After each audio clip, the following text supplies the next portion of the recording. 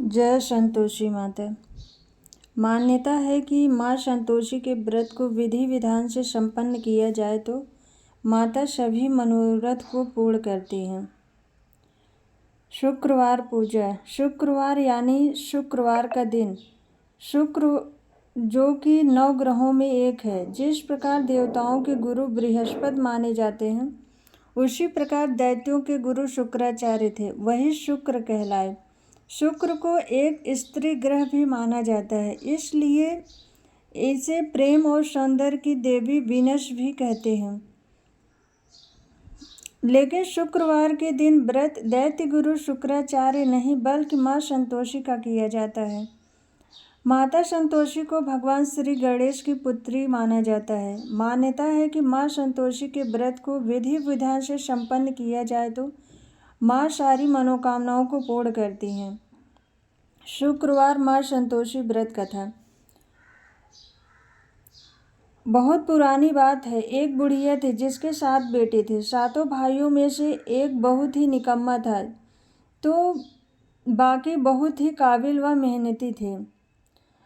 अब बुढ़िया हमेशा निकम्मे बेटे को बाकी 6 भाइयों का जूठा खिलाती थी। एक दिन निकम्मे भाई की पत्नी ने कहा कि तुम्हारी माँ तुम्हारे साथ बहुत भेदभाव करती है, पर उसे यकीन नहीं हुआ।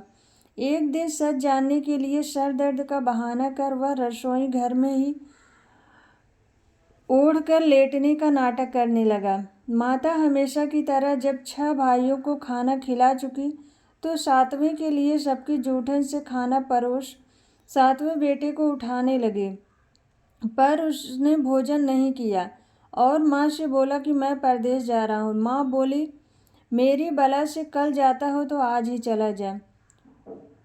अब वह जाने को तैयार हुआ तो पत्नी का ख्याल आया जो पशुओं के बाड़े में गोबर उपले बना रही थी। उसने अपने जाने के बारे में बताते हुए कहा, हम जावे परदेश को आवेंगे कुछ काल, तुम रहियो संतोष से धर्म आपनो पाल। वहीं पत्नी ने भी इसी लहजे में जवाब देते हुए कहा, जाओ पिया आनंद से हमारी सोच हटाए, राम भरोसे हम रहे ईश्वर तुम्हें सहाय। 2 निशानी आपन देख धरूं मैं धीर, सुध मत हमरे विसारियो रखियो मन गंभीर। अब निशानी मांगी तो कहा कि मेरे पास तो तुम्हें देने के लिए कुछ भी नहीं है,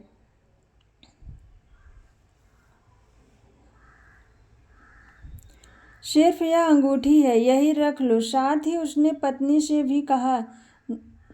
से भी निशानी मांगी तो उसने कहा कि मेरे पास तो कुछ भी नहीं है, यह गोबर से सने हुए हाथ है, इनकी छाप ही साथ ले जाओ। अब पीठ पर पत्नी ने हाथों से बनी गोबर की छाप लिए वह चल पड़ा। परदेश में पहुंच गया। अपनी हालत का जिक्र एक सेठ से किया और नौकरी मांगी। सेठ ने भी रख लिया। बात पैसों की हुई तो सेठ ने कहा, जैसा काम वैसे दाम।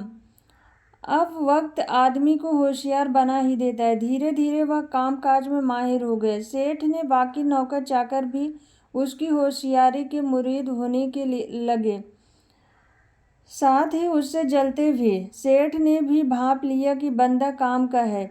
धीरे धीरे सेठ उससे अपना बही खाता संभालने को कहने लगा और एक रोज ऐसा आया कि उसे मुनाफे का हिस्सेदार बना लिया। अब वह भी मेहनत व लगन से काम करने लगा। कारोबार बढ़ता गया और सेठ भी कारोबार उसके हवाले कर वहाँ से चला गया। उधर उसकी पत्नी की बहुत दुर्दशा हो रही थी। उसकी 7 जेठानियों ने उसका जीना हराम कर दिया था। एक तो घर का सारा काम उससे करवाती, ऊपर से खाने को घास फूस की रोटी मिल जाती और पीने को पानी। एक दिन क्या हुआ कि वह पास के वन से लकड़ियाँ लेने को गई हुई थी तो क्या देखती है कि कुछ महिलाएं वहां कथा कह रही थी। जब उसने उनसे पूछा तो उन्होंने बताया कि संतोषी माता के व्रत की कथा कह रही हैं। उसने पूछा कि उसे भी इसके बारे में बताओ। उसने उसे माँ संतोषी के व्रत की विधि बताई। अब रास्ते में उसे मंदिर भी दिखाई दिया। वह माता के चरणों में लेट गई और कहने लगी कि हे माँ, मैं अज्ञानी हूँ, मुझे कोई विधि विधान का पता नहीं है, न ही मेरी हैसियत है कि मैं किसी तरह से प्रसाद आदि को खरीद सकूं।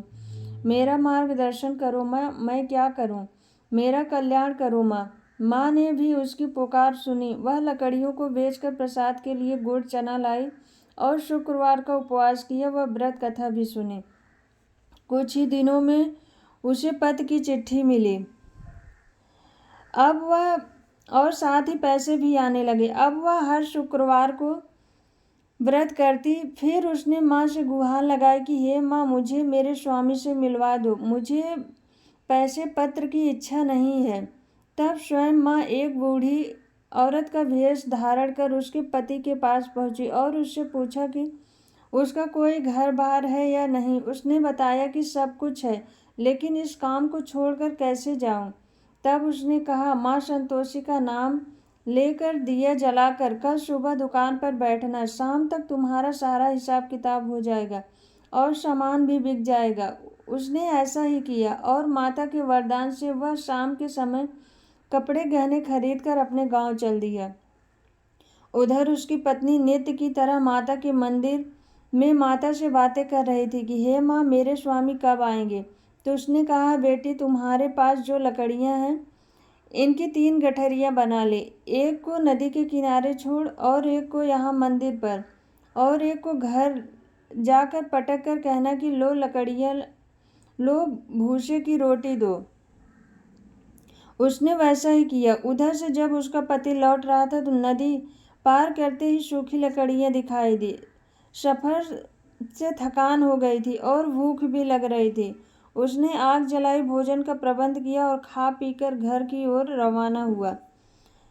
गांव में पहुंचते ही सबसे प्रेम से बात की। इतने में उसकी पत्नी ने लकड़ियों का गट्ठर आंगन में पटका और कहा कि सासू जी, लकड़ियों का गट्ठर लो, भूसी की रोटी दो और नारियल के खोपड़े में पानी दो। पति ने स्वर सुना तो वह बाहर आया। अपनी पत्नी की हालत देखकर उसे बहुत तरस आया। अपनी माँ से पूछा कि इसकी ऐसी हालत क्यों हुई माँ? माँ ने कहा, काम धाम कुछ करती नहीं, गांव भर ऐसे भटकती रहती है। पर वह अपने साथ हुए अन्याय को भी भूला नहीं था। उसने दूसरे घर की चाबी मांगी और अलग से रहने लगा। अब तो जैसे माता की कृपा से उसके दिन फिर गए। दोनों ठाट बाट से रहते। फिर वह शुक्रवार भी आया जिसमें माता के व्रत का उद्यापन करना था। पूरी तैयारी कर ली। अपनी जेठानी के बच्चों को बुला भी लिया। अब जेठानी ने अपने बच्चों को पूरी तरह सीख देकर भेजा कि भोजन के समय खटाई मांगना। अब बच्चे भोजन के बाद खट्टी चीज के लिए जिद करने लगे तो उसने मना करते हुए माता का प्रसाद दे दिया और साथ में कुछ पैसे भी बच्चों को दिए। अब बच्चों ने इन पैसों से खटाई खरीद ली और उसे खा लिया। इस प्रकार व्रत का उद्यापन पूर्ण नहीं हुआ और माता रुष्ट हो गई। राजा के लोग पति को पकड़कर ले गए। जेठ जेठानी फिर से ताने मारने लगे। लोगों को लूट लूट कर धन इकट्ठा कर लिया था। अब जेल में सड़ेगा तो पता चलेगा। बहू से यह सब सहन नहीं हुआ और माँ के चरणों में जा पहुंची और कहने लगी, हे माँ, मुझे किस पाप की सजा मिल रही है? माता ने कहा, बेटी, तूने उद्यापन के समय लड़कों को जो पैसे दिए थे उनसे उन्होंने खटाई खाई, जिससे तुम्हारा उद्यापन पूर्ण नहीं हुआ और तुम्हें यह सब सहना पड़ा। अब दोबारा उद्यापन करना और इस बार कोई भूल ना करना। बस फिर क्या था। जैसे ही मंदिर से घर जाने लगी, रास्ते में ही पति को आते हुए देखा। उसकी खुशी का ठिकाना न रहा। राजा द्वारा बुलाए जाने का कारण जाना तो उसके पति ने कहा कि कोई चिंता की बात नहीं है, उन्होंने कर अदा करने के लिए बुलवाया था। अगले शुक्रवार को विधि विधान से फिर उद्यापन किया और इस बार कोई भूल नहीं की और ब्राह्मण के लड़कों को बुलाकर व्रत का उद्यापन किया। माता की कृपा से जल्द ही उसके आंगन में किलकारियां गूंजने लगी। उधर माता के चमत्कार से बाकी परिजन भी गलत मार्ग को छोड़कर सही रास्ते पर आ गए और माता की भक्ति करने लगे। जो भी इस कहानी को पढ़ता है, विधि पूर्वक माता के व्रत रखता है, माँ संतोषी की अपार कृपा उन पर बरसती है। माता रानी आप सबके मनोरथ को पूर्ण करें। बोलो माँ संतोषी की जय। संतोषी माता की आरती। जय संतोषी माता मैया, जय संतोषी माता। अपने सेवक जन की सुख संपत्ति दाता। ओम जय संतोषी माता। सुंदर चीर सुनहरी माँ धारण कीन्हो, हीरा पन्ना दम के तन श्रृंगार लीन्हो। जय संतोषी माता। गेरू लाल छटा छवि वदन कमल सोहे, मंद हसत करुणामयी त्रिभुवन मन मोहे। ओम जय संतोषी माता। शरण सिंहासन बैठी चंवर ढुरे प्यारे, धूप दीप मधुमेवा भोग धरे न्यारे। ओम जय संतोषी माता। गुड़ अरुचना परम प्रियताम संतोष कियो, संतोषी कहलाई भक्तन वैभव दियो। ओम जय संतोषी माता। शुक्रवार प्रिय मानत आज दिवस सोही, भक्त मंडली छाई कथा सुनत मोही। ओम जय संतोषी माता। मंदिर जगमग ज्योति मंगल ध्वनि छाई, विनय करे हम बालक चरणन सिर नाई। ओम जय संतोषी माता। भक्ति भाव मैं पूजा अंगीकृत कीजय, जो मन बसे हमारे इच्छा फल दीजय। ओम जय संतोषी माता। दुखी दरिद्री रोगी संकट मुक्त किए, बहुधन धान्य भरे घर सुख सौभाग्य दिए। ओम जय संतोषी माता। ध्यान धरो जिस जन ने मन वांछित फल पायो, पूजा कथा श्रवण कर घर आनंद आयो। ओम जय संतोषी माता।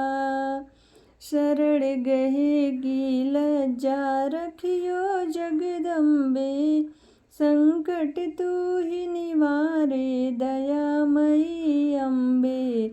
ओम जय संतोषी माता। संतोषी माँ की आरती जो कोई नर गावे, रिद्धि सिद्धि सुख संपत्ति जी भर के पावे।